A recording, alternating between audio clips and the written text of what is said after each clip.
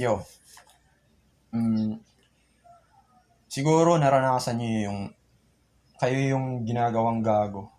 Kayo yung ginagawang katatawanan sa ibang tao pero hindi naman sila pinapansin.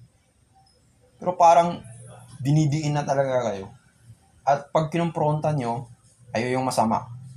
At pag nagkapisikalan kayo pa rin yung masama. Lalong-lalo na pag babae. Kaya ito na lang. May kasabihan naman na the pen is mightier than the sword, di ba? Kaya magdadrop na lang ako ng wordplay. I knew it goes something like this. Para kay Dibura, you don't need no Vaseline, yo. God damn motherfucking puta. Hashtag Dibura, matandang puta sa ongkera. Kinakailangan pa daw mag-Vaseline kasi virgin pa daw ang puking ina. Tuyong-tuyo na nga pek-pek mo, mas kulubot pa ng tipura. Pero pag nagpatira, Vaseline muna. Sa lawak ng puking ina, makikita mo si Ogre Maggie, naka-gravitate. Putang ina, may pang monthly period ka pa? Motherfucking puta, mas mabaho ka pa sa bulok na isda. Kasama ang pulis patula na bugaw niya. Nagsanib puwersa sa kadugyutan ang mga motherfucking puta.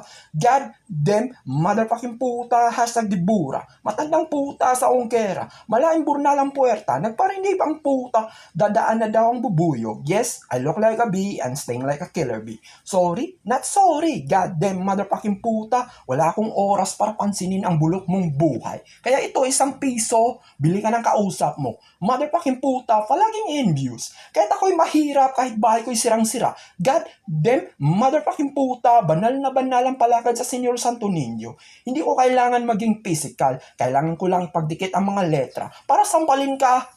Kahit ilang paligo, kahit ilang banlaw, amoy bulok na isda ka pa rin, motherfucking puta. Motherfucking puta, hashtag Dibura, matandang puta sa ongkera. Nabubulok ka na, manahimik ka. Kaya nga nagkatulo si pulis patula sa'yo, motherfucking puta. Fuck around and find out. Ang motherfucking puta, hashtag Dibura, matandang puta sa ongkera.